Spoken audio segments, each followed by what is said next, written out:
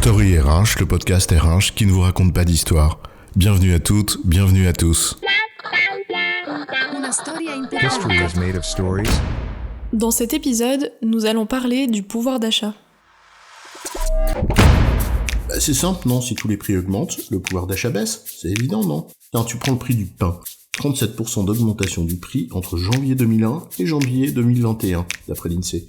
Tu vas pas me dire que mon pouvoir d'achat de pain a augmenté en 20 ans. Et pourtant, si. Parce qu'en 2000, il te fallait 6 minutes de SMIC horaire brut pour t'acheter une baguette.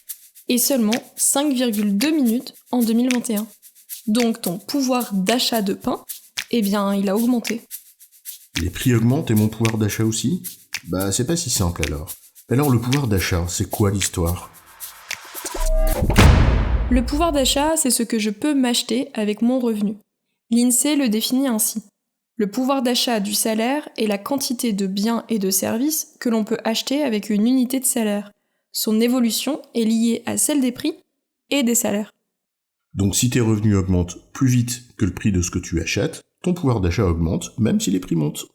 À l'échelle d'une personne, dit comme ça, c'est simple. Mon pouvoir d'achat, c'est ce que je peux acheter avec ce que je gagne. Si mes revenus ont augmenté plus vite que l'inflation, en théorie, mon pouvoir d'achat augmente. Mais si mes revenus augmentent moins vite que l'inflation, mon pouvoir d'achat baisse. C'est pas si compliqué.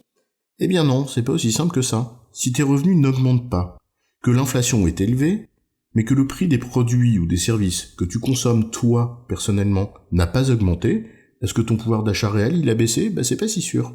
Mon pouvoir d'achat ne dépend donc pas uniquement de ce que je gagne et de l'inflation, mais aussi de la nature de ce que je consomme. Dit autrement, le pouvoir d'achat des carnivores ne diminue pas parce que le prix de la salade augmente. D'accord, mais suppose que je consomme la même chose que ce qu'il y a dans le panier moyen sur lequel on calcule l'inflation. Alors dans ce cas-là, mon raisonnement, il est juste. On a alors d'un côté un indicateur qui ne couvre pas tout le sujet par nature, l'inflation, de l'autre une préoccupation bien réelle pour les gens, et qui est par nature personnelle, leur pouvoir d'achat. Les deux notions se font écho bien sûr, mais elles sont loin d'être symétriques. Surtout qu'il y a une importante dimension psychologique dans la notion de pouvoir d'achat. Pouvoir, ou ce que tu peux acheter, a-t-on dit tout à l'heure. Or, ce que tu peux, ça dépend aussi de tes marges de manœuvre. Le prix de l'essence, par exemple, n'a pas les mêmes conséquences sur le pouvoir d'achat de quelqu'un qui vit dans un endroit où il doit beaucoup utiliser sa voiture, que sur celui d'un citadin. En d'autres termes, il y a des dépenses que tu peux choisir de faire, ou pas. Mais il y a aussi celles où tu n'as pas vraiment le choix. C'est une contrainte qui conditionne ton pouvoir d'achat. C'est pour ça qu'on parle également de pouvoir d'achat arbitrable. Avoir l'impression de pouvoir faire ses choix, c'est l'impression d'avoir du pouvoir, non?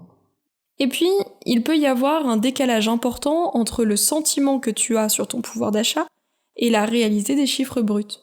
Si, par exemple, tu es exonéré d'un important poste de dépense, dont le prix augmente fortement, en réalité, tu n'en fais pas vraiment l'expérience personnelle. C'est sûr que si le prix du pain augmente beaucoup, mais que moi je travaille dans une boulangerie où j'ai une super réduction sur le prix du pain, c'est pas la même chose. Et on peut parfois avoir un regard biaisé sur sa propre réalité. Surtout qu'au fond, ce n'est pas tant le pouvoir d'achat qui intéresse les gens. Ce n'est pas le moyen, c'est le résultat. Or, le résultat du pouvoir d'achat, c'est le niveau de vie. Le pouvoir d'achat, c'est ce que te permet ton revenu disponible. Donc après les prélèvements obligatoires et l'impôt sur le revenu si t'en payes. Mais ton niveau de vie, il dépend aussi des services gratuits auxquels ces prélèvements et impôts te donnent accès. C'est sûr que le poids du coût de la santé, par exemple, n'a pas le même impact sur ton niveau de vie dans tous les pays.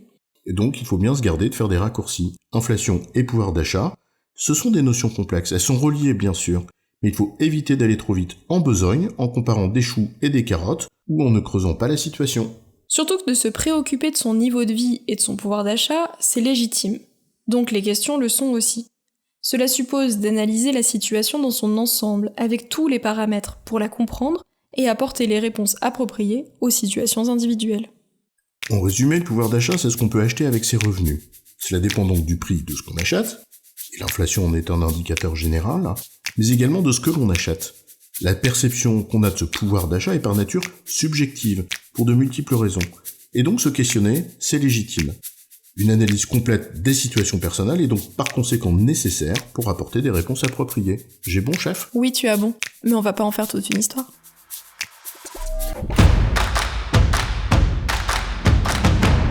Story RH, le podcast RH qui ne vous raconte pas d'histoire. Retrouvez tous les épisodes sur storyrh.fr.